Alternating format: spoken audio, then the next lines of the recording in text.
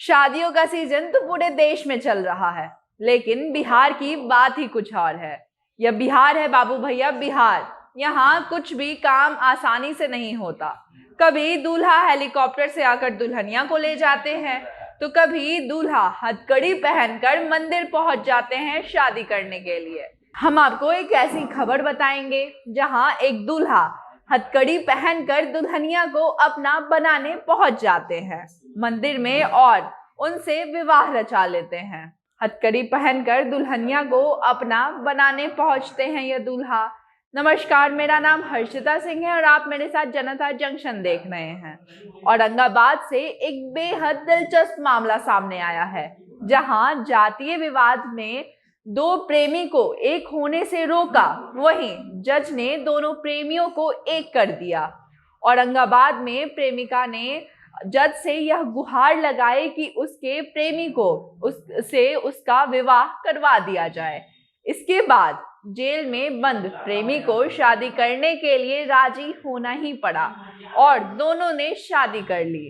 बताया जा रहा है कि घटना शुक्रवार की है, जहां व्यवहार न्यायालय में जज ओम प्रकाश सिंह से एक प्रेमिका ने अपने प्रेमी से विवाह करने की गुहार लगाई।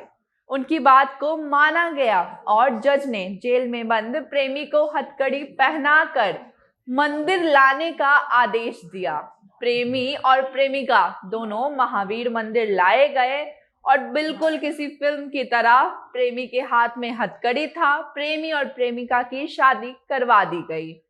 दोनों का विवाह पूरे विधि विधान से संपन्न हुआ और प्रेमिका ने कहा कि आखिर प्रेम की ही जीत हुई। दरअसल बात यह है कि जिन प्रेमी प्रेमिका के बारे में मैं बता रही हूँ, वह लोग पिछले 3 सालों से एक दूसरे से प्यार करते थे और दोनों एक दूसरे से शादी भी करना चाहते थे।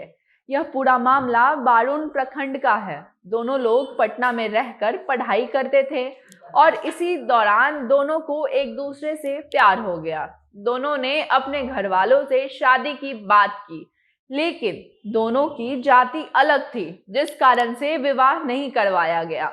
दोनों के घर वालों ने शादी से मना कर दिया। लड़का भी घर वालों के दबाव में आकर शादी से इनकार कर दिया।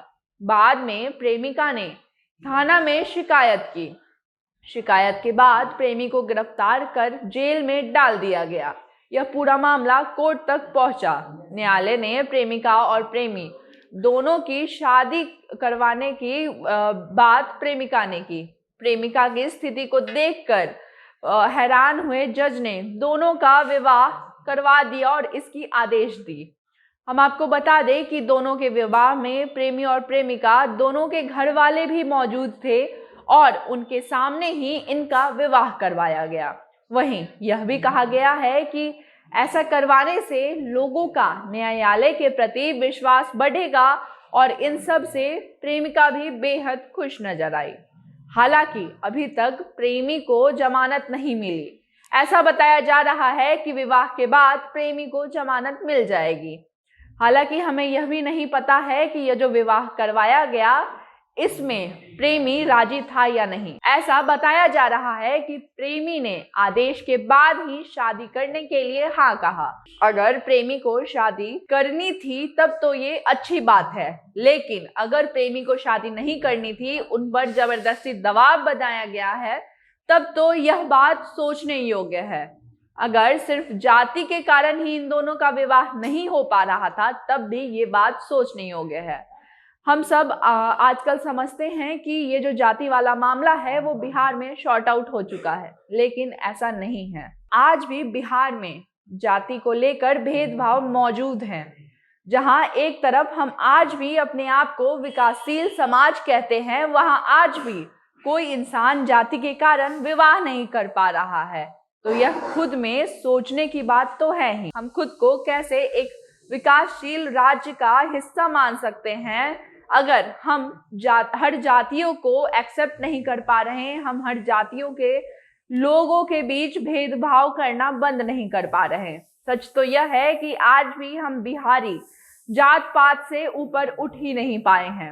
चाहे चुनाव में वोट देना हो या शादी, बात जाति की तो आ ही जाती है।